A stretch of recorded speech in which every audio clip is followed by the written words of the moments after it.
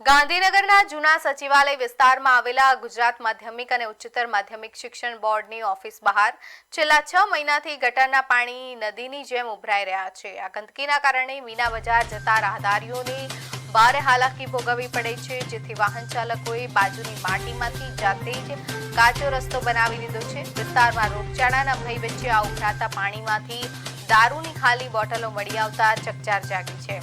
દારૂબંધી ધરાવતા રાજ્યના પાટનગરમાં સરકારી કચેરીઓ નજીક જ દારૂની મહેફિલો જામતી હોવાની આશંકા સાથે સ્થાનિકોમાં તંત્ર સામે ભારે રોષ જોવા મળ્યો છે।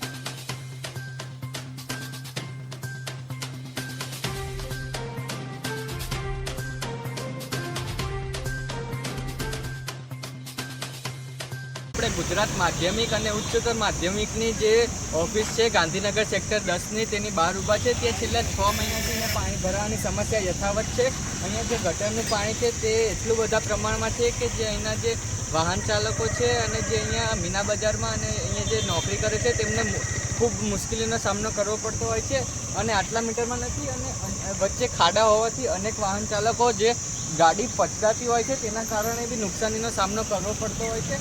બાજુમાં જે રોડ બનાવવામાં આવે છે માટીનો પણ જે મુખ્ય રોડ છે તેની ઉપર પાણી પડી ગયું છે, એટલે સ્થાનિક લોકો દ્વારા જ આવો સમસ્યાનો ઉકેલ નીકળવામાં આવે છે। આગળની વાત કરીશ કે હજુ બી અહીંયા એટલું અશુદ્ધ પાણી છે કે બીમારીનો સામનો કરવો પડતો હોય છે અને અહીંયા જે લોકો છે તે બી રહેતા હોય છે। આ બાજુ બી જે કાટમાળ ફેંકી દેવામાં આવે છે તેના કારણે એવી સમસ્યા છે અને પાણીના કારણે બી ખૂબ સમસ્યા થાય છે।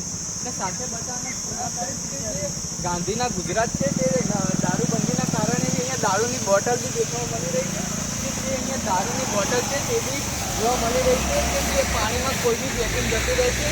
આ ગુજરાતની જે શાળાઓ છે તેને મુખ્ય ઓફિસ આ કહેવામાં આવી રહી છે, તેની બહાર આટલા પ્રમાણે પાણી અને જે દારૂ મુક્તિ ગાંધીનગરમાં જે દારૂની બોટલ અહીંયા પડી છે તેના પર તંત્ર પર ખૂબ મોટા સવાલ ઊભા થાય છે। શ્લોક ચૌહાણ, પાટનગર નેટવર્ક ન્યૂઝ, ગાંધીનગર।